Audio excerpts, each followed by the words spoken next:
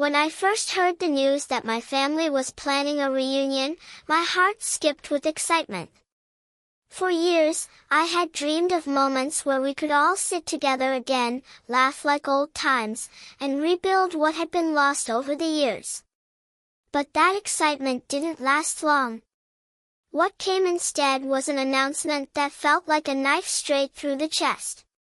They had organized everything, made their plans, and extended invitations to everyone except me. My name was nowhere on the list.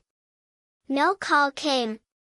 No message, no letter, no acknowledgement of my place in the family. I was deliberately cut out, as though my existence was a stain they wanted to erase from the gathering. The rejection wasn't just about being left out of an event. It was about being told, without words, that I didn't belong. Families are supposed to fight, argue, and even drift apart sometimes, but they are also supposed to find their way back to each other. What mine did was different. They had drawn a line, built a wall, and decided I was on the outside. The sting of that decision was deeper than any argument or insult I had endured before. It was abandonment disguised as celebration. I started replaying old memories in my mind, almost as if trying to figure out where it all went wrong. Childhood birthdays where I was left in the corner because someone else was more important. Holiday dinners where my voice was ignored, drowned out by the chatter of those who mattered more. Even family photos where I seemed to be included only to complete the picture, not because I truly belonged in it. These small wounds added up, and eventually, they culminated in this one defining rejection, the reunion I was not allowed to attend. The worst part was how casual they made it seem.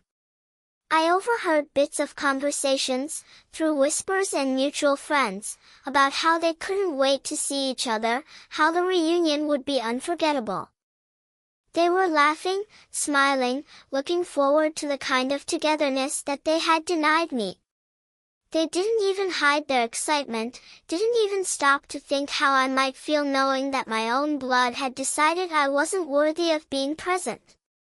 That casual exclusion cut even deeper, because it wasn't just a momentary fight, it was a choice.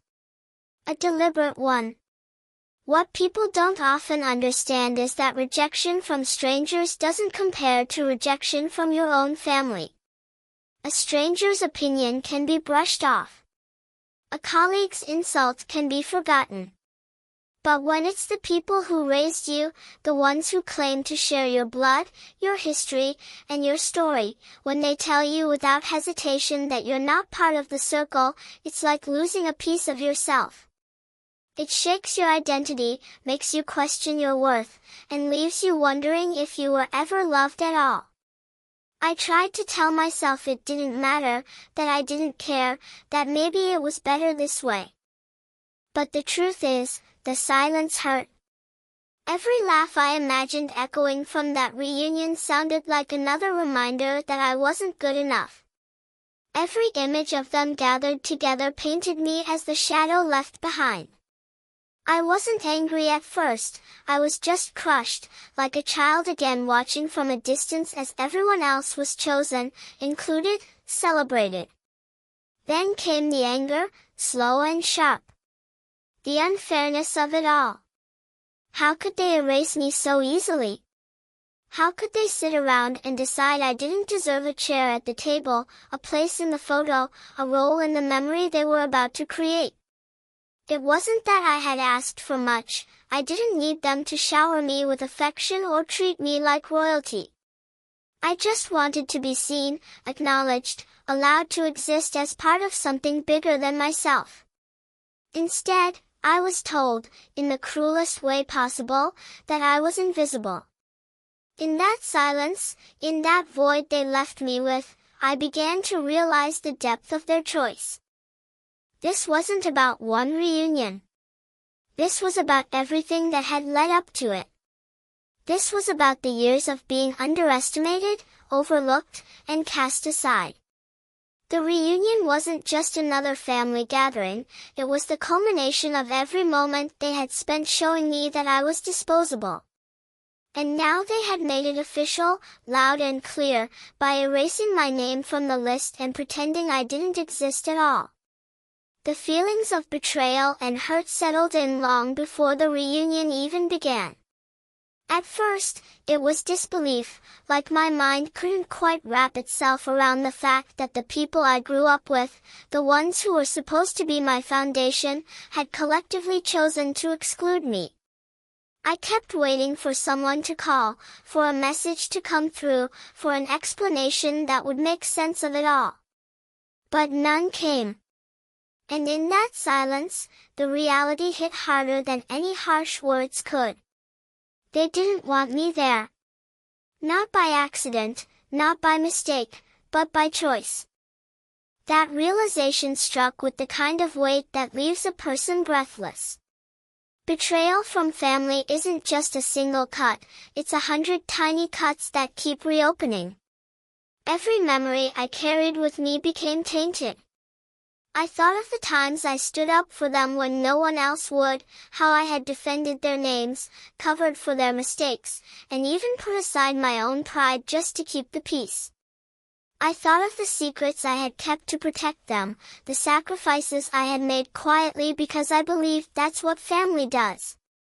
Yet none of it mattered. All those moments where I gave myself away meant nothing to them in the end.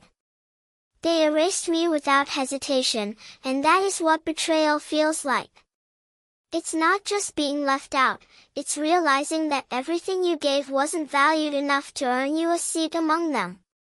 The hurt seeped in like cold water, slowly filling every corner of my mind. It wasn't loud or dramatic. It was quiet, creeping, suffocating. I would wake up in the middle of the night replaying old conversations, looking for hidden signs that this was coming. I would sit in silence, wondering if maybe I had done something so unforgivable that I didn't even recognize it myself. That's the cruel part of exclusion, it makes you question not just your actions, but your worth as a person. Was I so unbearable that they all agreed the reunion would be better without me? Was I so insignificant that my absence was preferable to my presence? Those questions haunted me because no one offered answers. They left me to figure it out on my own, to wrestle with invisible demons they had created inside me. Every time I imagined them together, smiling and bonding, the hurt twisted deeper. They weren't just a group of acquaintances, they were supposed to be the people who knew me better than anyone else. If they could look at me, at all my flaws and mistakes, and still decide I didn't deserve to be there, then what did that say about me? The betrayal wasn't only in the action they took, but in the message behind it, that I wasn't family enough. That blood alone wasn't enough to guarantee belonging. That my history with them, my love for them, my loyalty to them, had all been nothing more than background noise. I tried to shield myself from the pain by pretending not to care. I told myself they were the ones losing out, that their decision reflected on them, not on me. But the human heart doesn't work that way. No matter how many times I tried to build up walls, the hurt kept finding cracks. It showed up in the quiet moments when I was alone, in the way my chest tightened at the thought of family photos being taken without me, in the sharp pang that came with imagining them sharing stories and memories I'd never be part of. That is the thing about betrayal, it doesn't just wound you once. It lingers, echoing over and over, reminding you of what was stolen. The worst part was that they never gave me a chance. They didn't ask questions, didn't offer explanations, didn't allow me to defend myself or understand their reasoning. They simply decided, and in that decision, they condemned me to isolation. That kind of hurt isn't just about being excluded from an event, it's about being told, in the most brutal way, that your presence doesn't matter. It makes you feel like an outsider in your own story, as if you've been pushed out of a life that should have been yours to live fully. The betrayal hollowed me out in ways I didn't expect. It changed the way I looked at trust, the way I looked at connection, the way I looked at love. Because if the people who were supposed to be unshakable in their loyalty could turn away so easily, then what hope was there for anyone else? It wasn't just the reunion that hurt, it was the ripple effect, the way the betrayal reached back into the past and forward into the future, painting everything in shades of doubt and sorrow. Owning the beach house in secret was never part of some master plan for revenge. At first, it was just a dream I quietly worked toward, something that gave me a sense of pride and independence apart from the tangled mess of family dynamics. The house represented more than just walls and a roof by the ocean. It was proof that I could build something for myself, something lasting, even when no one believed in me. I had poured everything into it, late nights of work, sacrifices that no one ever noticed, choices that demanded discipline and patience. Every brick, every nail, every detail was tied to the determination to create a space that was mine, untouched by judgment or exclusion. Keeping it a secret wasn't about shame, but about survival. I knew my family's patterns, their tendency to criticize what they couldn't control, to minimize what they couldn't claim as their own. If they had known from the beginning, they would have found ways to make it seem less significant, to take credit for it, or even to use it against me. So I chose silence. I kept the deed tucked away, the renovations hidden, the milestones celebrated quietly in my own heart. Each time I unlocked that door by myself, I felt a quiet triumph, a reminder that no matter how unwanted they made me feel, I had carved out something undeniable. The irony of it all was almost too sharp to believe. While they dismissed me, pushed me out of their plans, and treated me as though I had no place in the family, they were unknowingly walking toward a house that belonged to me. They thought of it as just a venue, a backdrop for their celebration, never realizing the ground they stood on had been shaped by my effort and sacrifice. It was as though fate itself had twisted the story, giving me the one card they could never anticipate. The beach house was not just property, it was symbolic. Every room told a story they had never bothered to hear. The living room, with its wide windows facing the horizon, reminded me of the nights I had stared at the ocean alone, promising myself that I would create a future no one could take from me. The kitchen, where I had spent hours painting and perfecting, symbolized nourishment and care, the kind I rarely received from those who were supposed to give it. Even the smallest details, the photographs I hung, the furniture I chose, the colors I painted the walls, were extensions of me. My essence lived there, whether they recognized it or not. What made the secret ownership so powerful was not just that they didn't know, but that it gave me an unspoken strength. For once, I had something over them, something they could not manipulate or erase. All my life I had been the one overlooked, underestimated, dismissed as if I had nothing to contribute. Yet here I was, holding the ultimate proof that I was capable of more than they had ever imagined. They could exclude me from their reunion, but they could not exclude me from the foundation beneath their feet. I often thought about how they would react if they found out. Would they be shocked, embarrassed, maybe even ashamed of the way they had treated me? Would they deny it, twist the truth, act as though my achievement wasn't mine alone? Or would they finally be forced to acknowledge what they had ignored for so long, that I was not the failure, not the outsider, not the disposable member they had convinced themselves I was? The thought was both satisfying and heartbreaking. Satisfying because I knew the truth, heartbreaking because it took secrecy and distance for me to feel any sense of power with them. The secret became a shield, protecting me from the sting of rejection. While they were busy planning their grand event without me, I found comfort in knowing that I was already part of it in the most unexpected way. They could forget my name, erase me from their invitations, and pretend I didn't exist, but they couldn't change the fact that I was the unseen thread weaving through the entire reunion. Every laugh they shared, every memory they created inside that beach house, happened within walls that whispered my story. For years, I had been invisible to them. Yet in that house, in the very place they had chosen as the center of their gathering, I existed in ways they couldn't ignore forever. It wasn't just about owning property, it was about reclaiming a sense of self that had been taken from me. The secrecy gave me power, but more importantly, it gave me peace. While they celebrated without me, I knew that everything they admired around them, the view, the comfort, the atmosphere, was born from the hands they had rejected. Their excitement about the reunion was impossible to miss, even though they never said a word to me directly.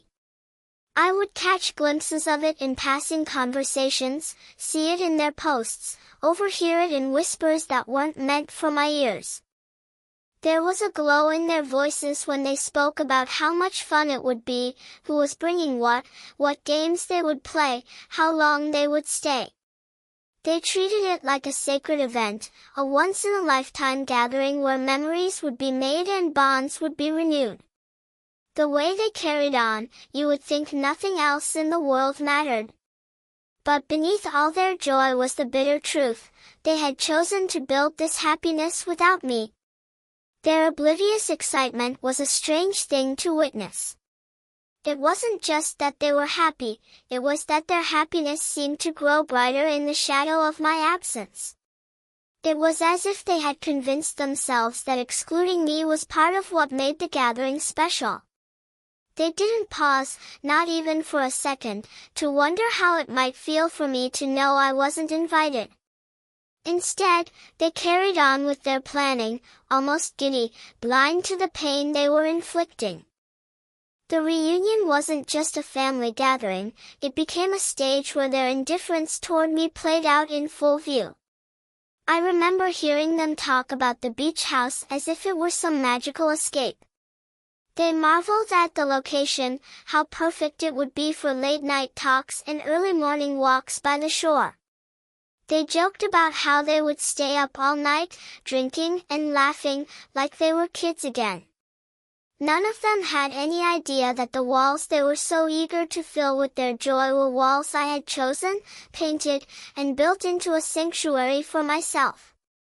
Their laughter carried with it a sting because they spoke of the house as though it belonged to them, as though they had some natural right to it, never realizing that it was mine all along. Their excitement painted me as the outsider in ways I couldn't ignore.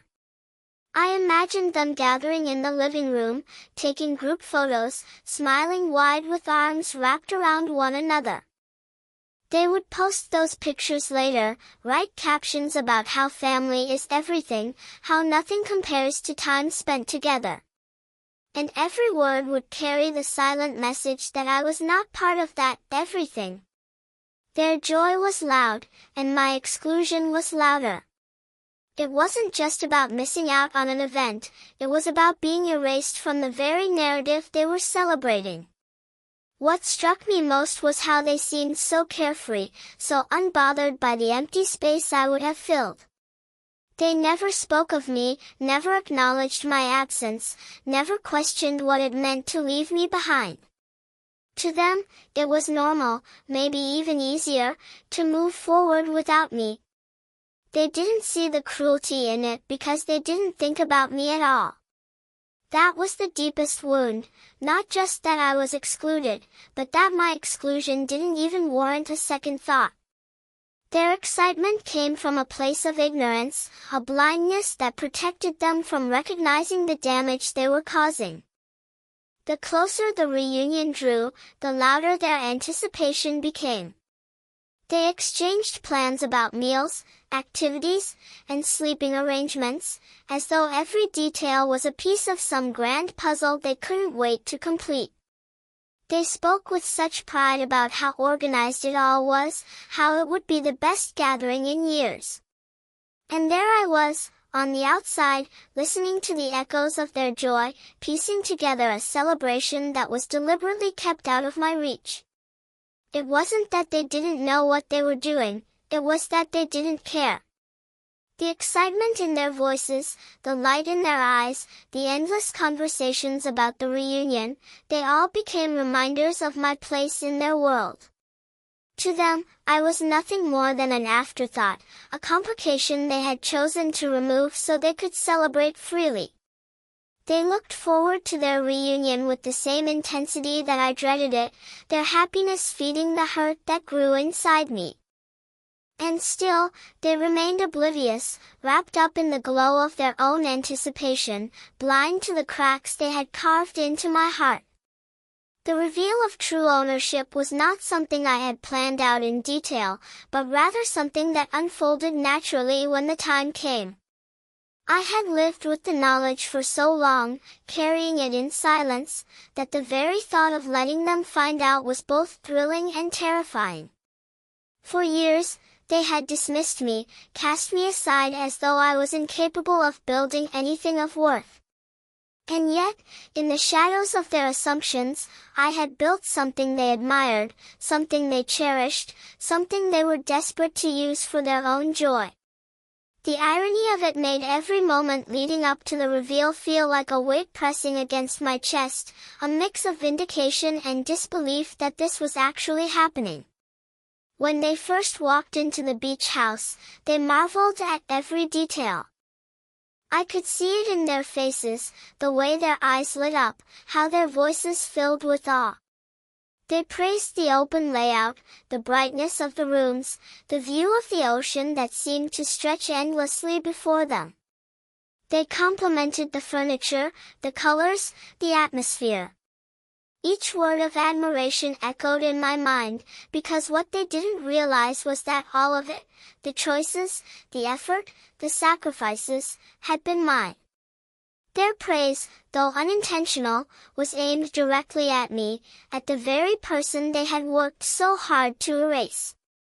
There was a quiet satisfaction in watching them enjoy the space without knowing the truth.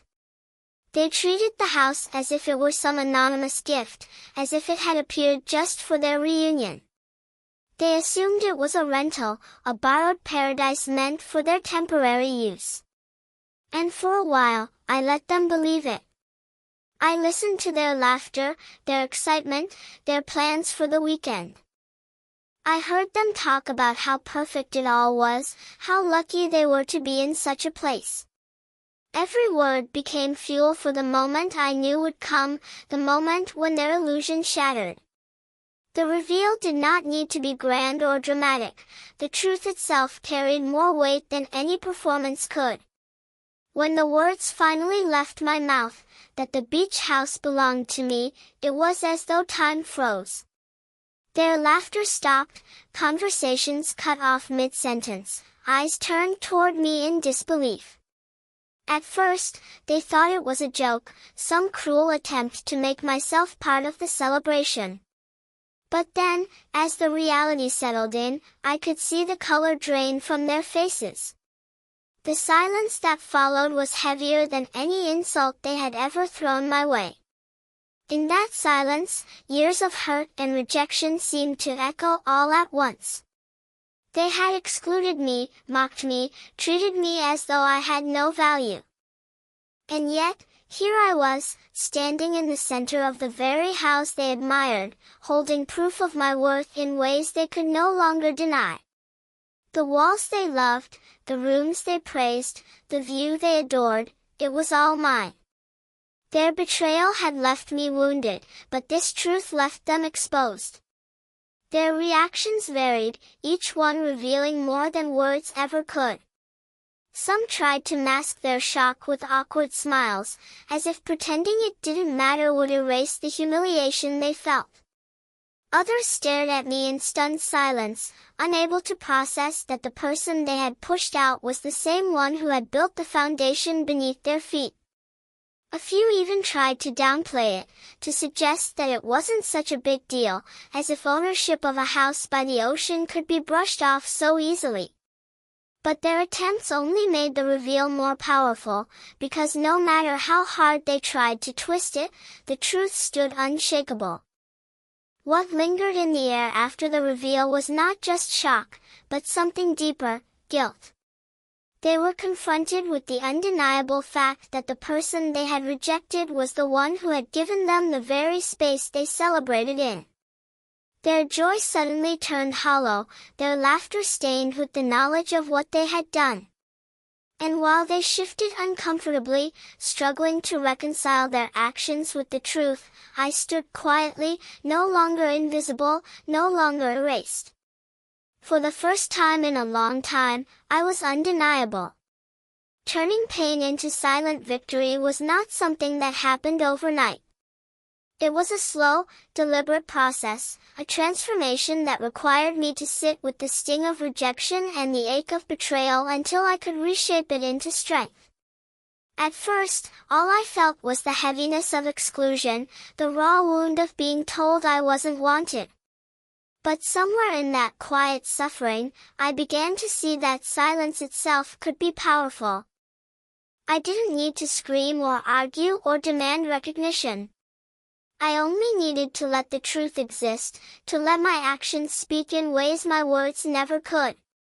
The victory was never about rubbing it in their faces or proving them wrong with grand gestures. It was about reclaiming my sense of worth, about showing myself that I was capable of rising above what they had done. The beach house, the reveal, even their shocked reactions, all of it became less about revenge and more about my own healing.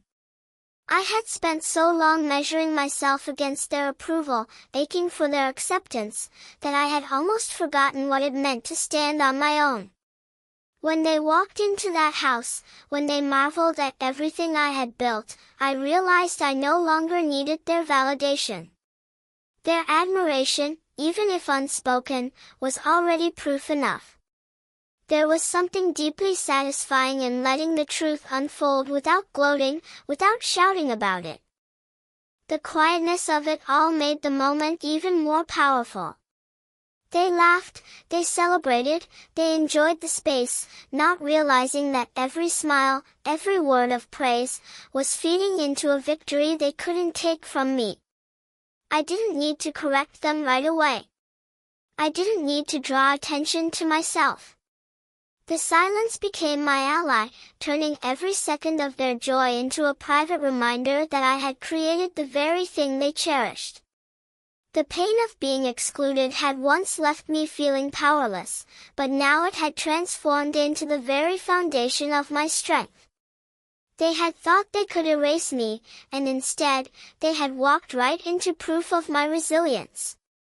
That was the essence of the silent victory, not loud triumph, not bitter revenge, but quiet assurance that I was more than the way they had treated me. Every corner of that house, every choice I had made in building it, was a reflection of a strength they never believed I had. And now, whether they wanted to or not, they had to face it. I didn't need to confront them directly. The house itself did the talking. The walls, the view, the details, they were all silent witnesses to my struggle, my sacrifice, my determination. The victory wasn't about winning an argument or changing their minds. It was about the undeniable truth that stood before them, truth they could not rewrite or deny. They could ignore me, but they could not ignore the fact that they were standing inside something I had built without their help, without their approval, without their support. There was also peace in knowing that they had unknowingly celebrated me all along. Their excitement, their admiration, their awe, it had all been directed at me, even though they didn't realize it. And when the truth finally surfaced, that shift in energy was something they couldn't escape. Their laughter faltered, their pride stumbled, their certainty cracked. And in that moment, I didn't need to say much.